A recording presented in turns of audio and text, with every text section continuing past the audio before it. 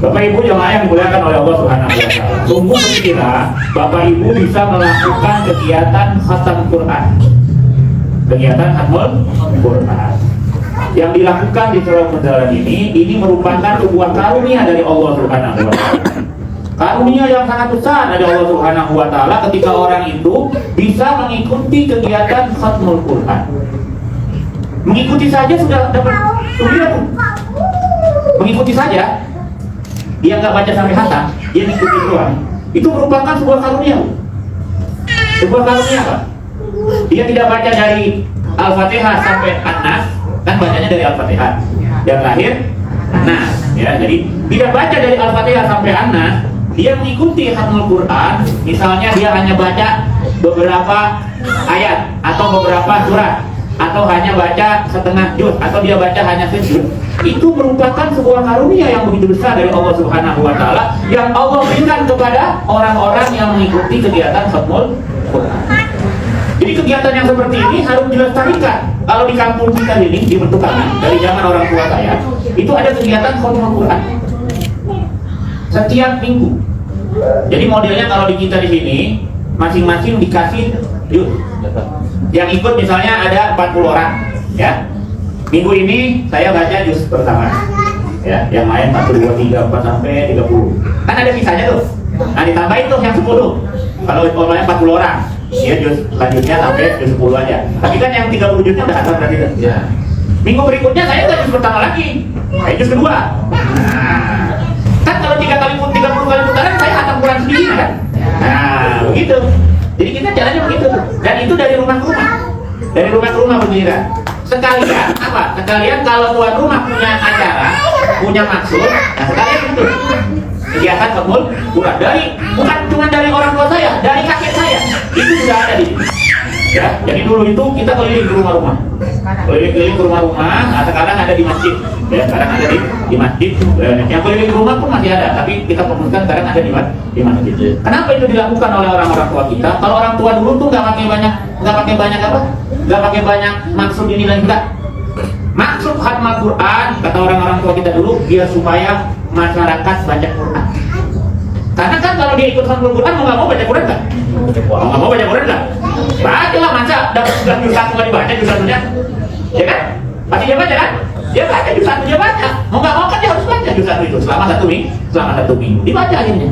Minggu depan dia baca lagi nggak Quran? Baca, kenapa? Dia dapat tugas juz 2. Minggu selanjutnya baca lagi nggak? Baca, karena dia dapat tugas juz 3. Dibaca terus akhirnya. Jadi ketika orang mengikuti khatmul Quran, maka dia mau nggak mau dia baca.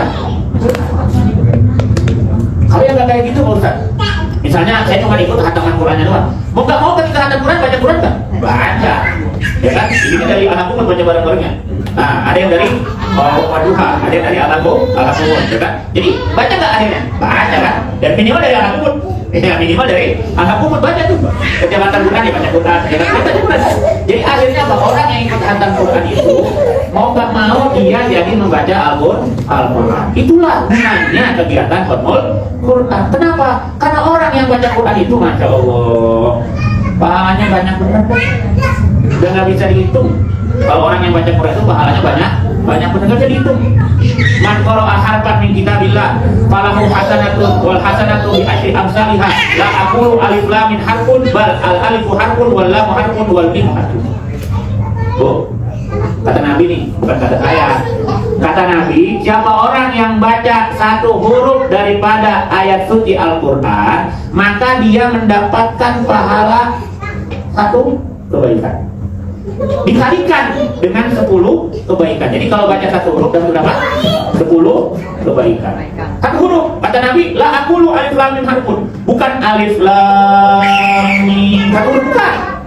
Walakin al-alifu harfun. Alif 1 huruf, lam 1 huruf, mim 1 huruf. Jadi kalau kita baca alif lam mim berapa huruf? 3 kali 10. Biasanya kalau hitung-hitungan ibu-ibu pinter nih. Ya. 30 Bu, betul? Baca alif lam mim dapat pahala 30 kebaikan. Kalau baca bismillah berapa huruf? Jadi enggak. Ayo berapa? Bismillah berapa huruf? Bismillahirrahmanirrahim. Nah, Bapak tuh ada yang nyaut tuh. Iya, berapa Pak?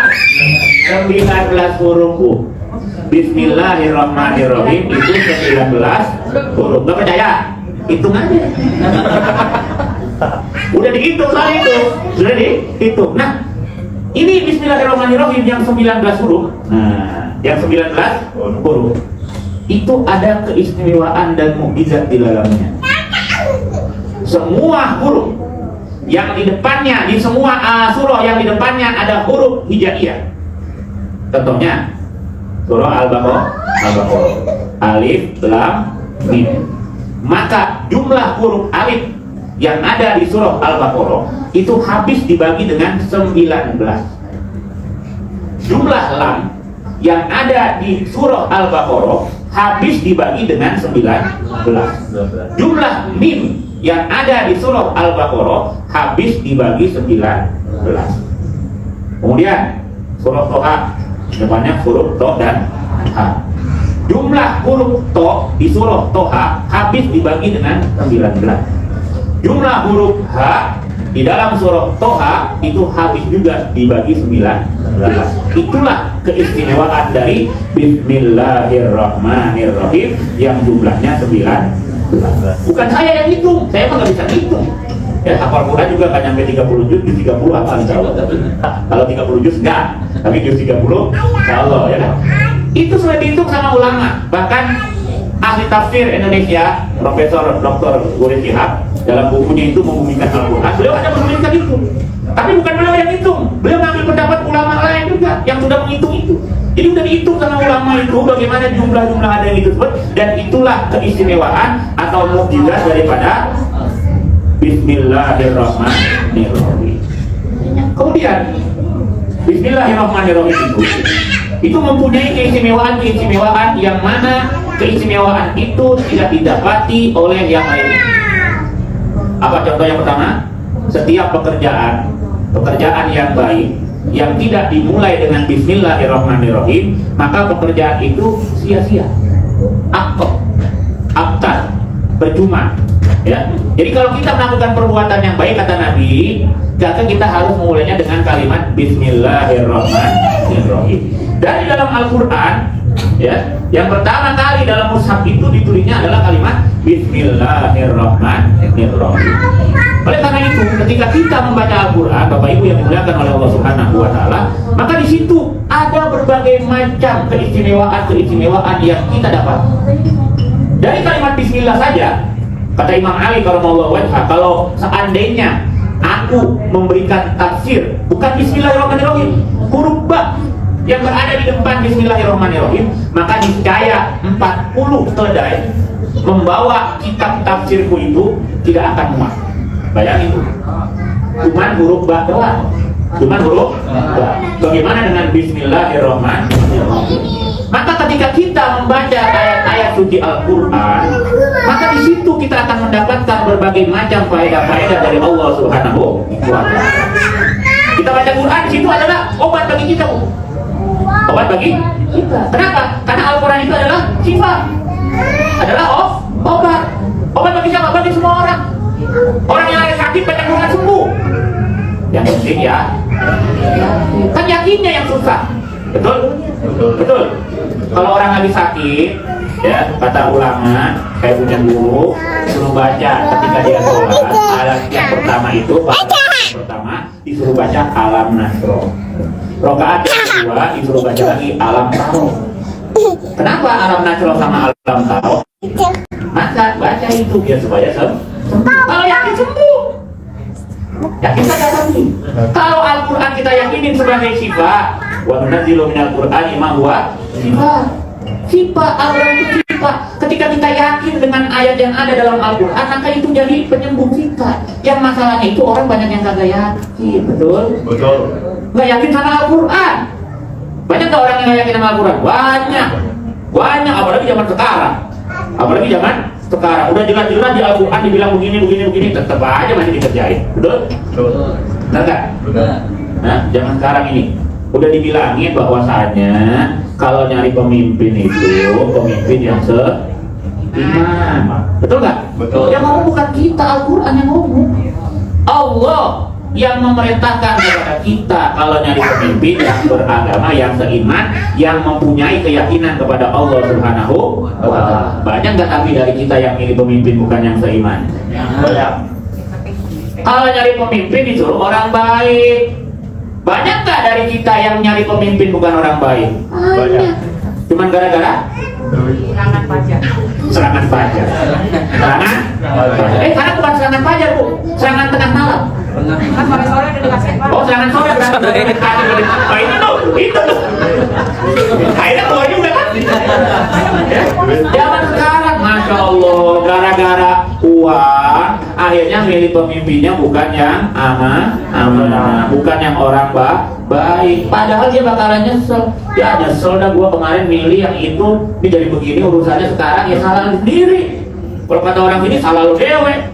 Ngapain lu pilih kemarin? Karena nyesel dah. Sekarang ya nyesel. Jadi Al-Quran sudah diatur semuanya. Allah sudah menurunkan kepada kita semuanya melalui Nabi Muhammad. Allah sudah turunkan kepada Nabi Muhammad untuk kita semuanya Al-Quran sebagai petunjuk.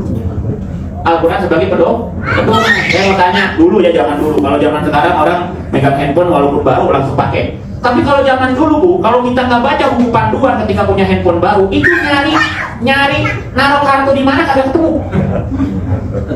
Saya punya handphone zaman dulu itu 3310 Nokia 33 itu udah masih termasuk yang baru tuh. Kalau yang jadulan lagi ada tuh yang kayak pisang, Motorola. Handphone Motorola kayak pisang dia. Kalau mobil mogok buat ganjil bisa ya. Ini kalau yang anak-anak muda mah nggak tahu ya. Dia nggak tahu ya. Belum main belum. Motorola yang kayak pisang. Motorola kayak pisang. Jadi kalau mobil mogok ganjil pakai itu aman. Itu tapi handphone paling canggih tuh. Motorola itu warnanya ada yang oranye. Oh itu zaman itu kalau punya Motorola OLED, wah udah keren bener itu. Ya, itu kalau kita nggak baca buku panduannya, kita mau masukin kartu SIM bingung kita. Ya, kalau yang Nokia 3310 masih mending, cuma dibuka tutup belakangnya, kemudian baterainya dibuka, ada tempatnya di situ masukin. Nah, kalau yang Motorola susah itu. Motorola kalau zaman sekarang kan enak, udah ada apa lubangnya tinggal colokin keluar masuk ya, ya beda. Jangan dulu guru baca, oh sudah sini adanya. Ya. Kalau nggak dibaca buku panduannya, tersesat. Handphonenya bisa rusak, aja banting tuh kesalahan ya.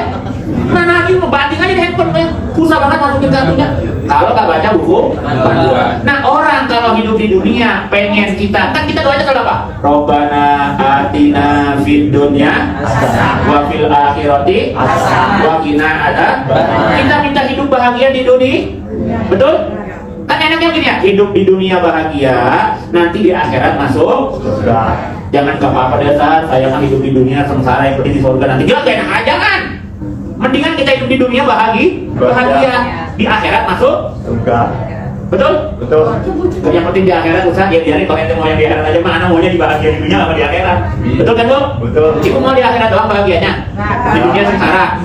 Ya enggak, jangan, bukan gak enak. Yang kan doa kita apa? Robbana atina fid dunya hasanah wa fil akhirati hasanah wa qina adzab.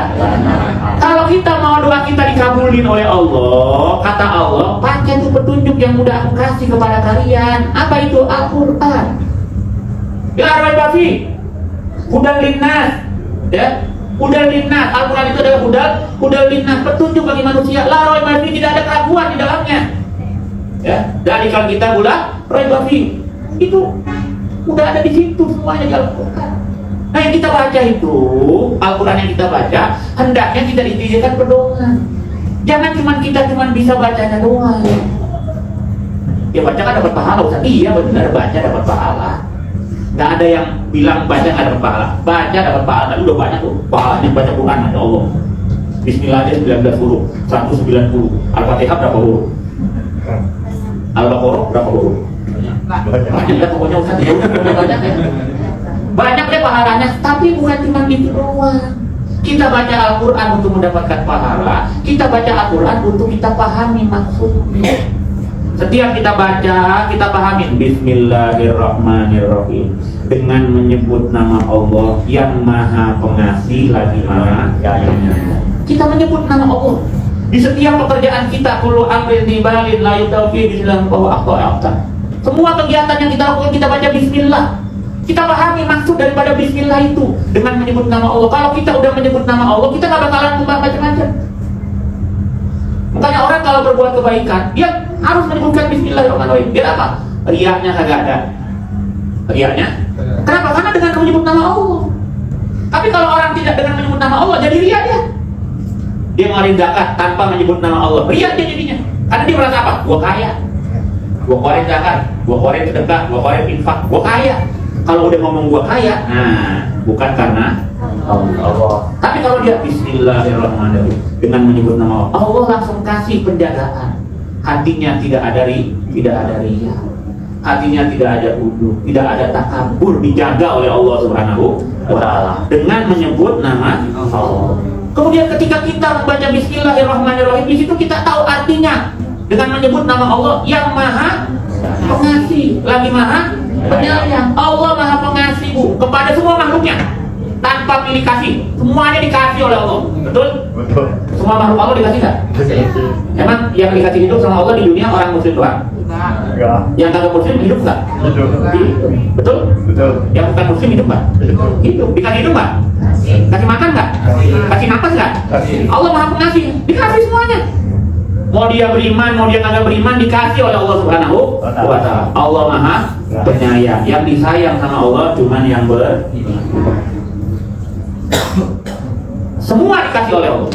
Tapi yang disayang oleh Allah hanya orang yang beriman. Ketika orang yang beriman disayang, maka dia akan dijaga oleh Allah. Dijaga untuk melakukan perbuatan maksiat sehingga dia tidak punya dosa, bisa dimasukkan ke dalam surga. Allah Maha Penyayang, penyayang kepada orang yang beriman. Kalau kita memahami kalimat dari Bismillahirrahmanirrahim saja, sudah sedemikian rupa manfaatnya, sudah sedemikian rupa faedahnya, maka bagaimana kalau kita memahami semua yang ada di dalam Al-Quran? Maka oleh karena itu, kegiatan Khatmul Quran seperti ini, yang setelah dilakukan dengan kita membaca Al-Qurannya, kemudian kita hatamkan, kemudian kita lanjutkan dengan kita mengkaji daripada apa-apa yang ada di dalam Al-Quran tersebut, maka itu merupakan sebuah karunia yang begitu besar dari Allah Subhanahu wa Ta'ala. Bapak Ibu yang dimuliakan oleh Allah Subhanahu wa Ta'ala. Kemudian di zaman-zaman akhir seperti yang sekarang kita sedang hadapi ini, kita harus selalu berpegang pada apa yang telah Allah berikan kepada kita petunjuknya dalam Al-Quran. Kalau kita tidak menjadikan Al-Quran sebagai pedoman hidup kita, maka kita akan tersesat, kita akan merana, kita akan menjadi orang yang merugi, kita akan menjadi orang yang menyesal nanti pada hari kiamat. Janganlah Al-Quran itu hanya dijadikan sebagai pajangan saja. Berapa banyak orang-orang itu ngaku sebagai orang Islam, ngaku sebagai orang Muslim, ngaku katanya sebagai orang yang beriman, tapi Al-Quran tidak dia jadikan sebagai pedoman. Ketika Allah Subhanahu wa Ta'ala memerintahkan kepadanya untuk makan makanan yang halal, dia tidak mau makan makanan yang padahal ngakunya orang Islam. Ketika Allah Subhanahu wa Ta'ala perintahkan agar dia tidak minum minuman yang haram, dia malah minum minuman yang. Ketika Allah perintahkan dia untuk tidak memakan riba, dia malah paling doyan makan riba. Ketika Allah Subhanahu wa Ta'ala perintahkan kepadanya untuk menyayangi anak yatim, fakir miskin, dia malah mengabaikan anak yatim dan fakir. Ketika Allah perintahkan dia untuk mendekat kepada Allah Subhanahu wa Ta'ala, dia malah makin menjauh dari Allah Subhanahu wa Ta'ala. Apakah yang seperti ini akan mendapatkan karunia surga dari Allah Subhanahu wa Ta'ala? Sungguh tidak. Orang yang akan mendapatkan karunia dari Allah Subhanahu wa Ta'ala, mendapatkan surga dari Allah Subhanahu wa Ta'ala, masuk ke dalam surganya Allah Subhanahu wa Ta'ala, dan mendapatkan kenikmatan yang paling besar, yaitu ridhonya Allah Subhanahu wa Ta'ala. Jadi Bu, kita itu nikmat yang paling besar dari Allah itu bukan masuk surga. Yang benar Ustaz? Iya, bukan masuk surga. Nikmat yang paling besar dari Allah itu adalah kita mendapatkan ridhonya Allah Subhanahu wa Ta'ala. Kalau kita sudah mendapatkan ridho Allah Subhanahu wa Ta'ala, jangankan surga, neraka nggak panas? Neraka Enggak panas. Nggak panas. Ayat bener bosan. Nabi waktu Isra Mi'raj kan diperlihatkan neraka. Kepanasan kan Nabi? Enggak. Enggak. Kenapa? Allah itu Nabi melihat neraka. Waktu itu Nabi diperlihatkan neraka. Dia tuh orang-orang di neraka. Kenapa? Karena Allah ridho. Nabi melihat tuh orang dia berikan contoh kepada umatnya tentang bagaimana itu neraka. Itu neraka. Jadi kalau kita mendapatkan ridho dari Allah, kita enak. Nah, kita memang sebagai orang awam itu pasti ngarepin surga, betul? Apalagi yang laki-laki, ngarepin surga.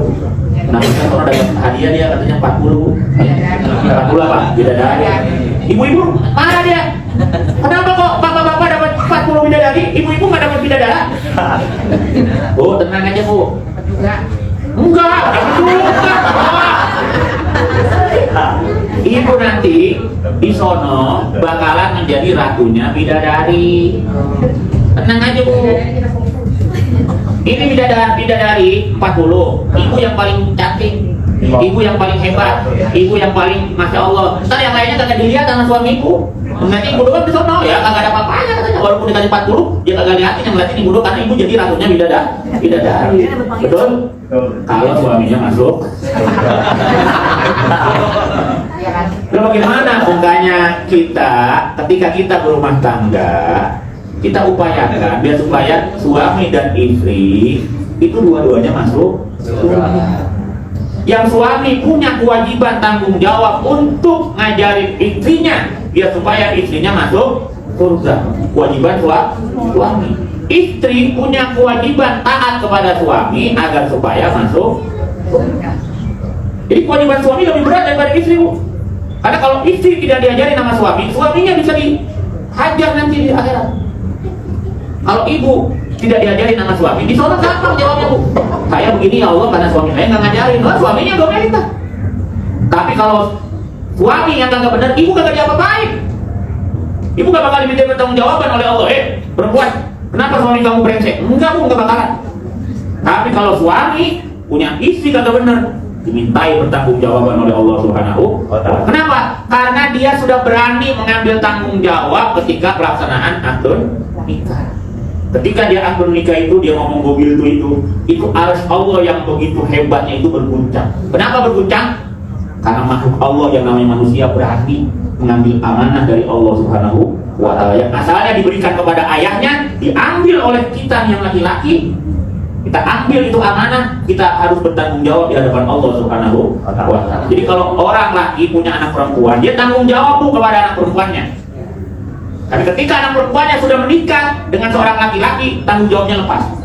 Tanggung jawab kepada suaminya. Maka suami, ibu seorang wanita ketika sudah menikah, taat yang pertama kepada Allah dan Rasul, yang kedua taat kepada suami. Dan kepada orang tua taat juga, tapi taatnya di bawah taat kepada suami. Ini kadang-kadang orang kagak paham nih. Udah menikah, suaminya dia tinggalin. Ya, dia lebih mentingin orang tuanya yang perempuan. Kalau yang laki enggak? Kalau yang laki enggak, Bu? Kalau yang laki ketika sudah menikah pun dia taat kepada Allah dan Rasul, kemudian dia taat kepada orang tua. Kalau wanita yang sudah menikah taat kepada Allah dan Rasul, kemudian dia taat kepada suaminya. Selama suaminya tidak melanggar perintah Allah dan Rasul. Nah, ini yang zaman sekarang tidak dipahami kepada banyak orang-orang wanita-wanita. Mereka anggap tetap dia taat kepada orang tuanya sehingga suaminya dia kagak dengerin. Suaminya juga udah bilangin, "Ma, jangan pergi dulu, nanti tunggu saya pulang." Bapak gua sakit, emak gua sakit, kagak boleh pergi juga gua. Nah, begitu kan? Bu, di zaman Nabi kita Muhammad Shallallahu Alaihi Wasallam itu ada sebuah cerita seorang wanita, ya. Seorang wanita itu ketika suaminya mau pergi berdagang, dia bilang sama istrinya, "Mama, jangan keluar rumah sampai saya pulang berdagang." Pergi suaminya berdagang, istrinya di rumah. Dapat kabar bapaknya sakit. Kata si wanita ini, "Aku dilarang keluar rumah sama suamiku sampai dia pulang berdagang. Bilang sama ayah, nanti kalau suamiku sudah pulang, aku akan menjenguknya." Gak lama kemudian dapat kabar lagi, bapaknya meninggal. Coba kalau saya tanya sama ibu sekarang, dapat kabar begitu, pergi nggak ke rumah bapak? Pasti. Oh pasti kan? Ya bu, bener kan? Ya kan kalau ibu mah pasti, karena saya bakal dilarang sama suami saya. Ya nggak apa-apa kalau begitu mah, kalau nggak dilarang sama suaminya. Ini suaminya meninggal, apa bapaknya meninggal bu? Bapaknya meninggal, ketika bapaknya meninggal dikasih kabar, wahai wanita, bapak kamu meninggal. Kata wanita ini, suamiku belum pulang. Karena dia melarang aku keluar rumah sampai dia pulang berdagang. Kasih kabar sama keluargaku, nanti kalau suamiku sudah pulang, aku akan datang ke rumah. Gak lama setelah itu suaminya pulang. Kalau zaman sekarang tuh, ya, walaupun dia kagak keluar rumah, pas suaminya pulang, apa yang dilakukan untuk perempuan? Hah? Ayo saya tanya, kalau zaman sekarang, walaupun dia nggak berani keluar rumah, terus suaminya pulang dari berdagang, apa yang perempuan itu akan ngomong pada suaminya kalau zaman sekarang? Abang nih, gara-gara abang nih melarang saya keluar rumah, bapak sampai meninggal saya kagak datang. Kalau zaman sekarang, ini kagak bu, perempuan ini kagak. Dia sambut suaminya dengan senyum, ya. Dia bukakan pakaiannya, dia gantikan, kemudian dia suruh makan dulu. Udah selesai makan, udah enak, udah duduk manis, baru dia ngomong sama suaminya, bang, saya mau ngasih kabar. Ada kabar apa? Kabar buruk bang. Ada apa? Waktu abang berangkat berdagang beberapa hari, ayah sakit. Ya Allah, kamu udah jenguk dia? Kan kata abang nggak boleh jenguk, nggak boleh keluar rumah. Jadi saya belum jenguk. Waduh, salah dong saya katanya. Ayo kita jenguk. Entah dulu bang, masih ada lagi. Ayah pergi apa? Bapak udah meninggal. Wah, suaminya langsung bilang apa? Sedih lah suaminya kan. Tapi berita itu sampai kepada Nabi Muhammad SAW.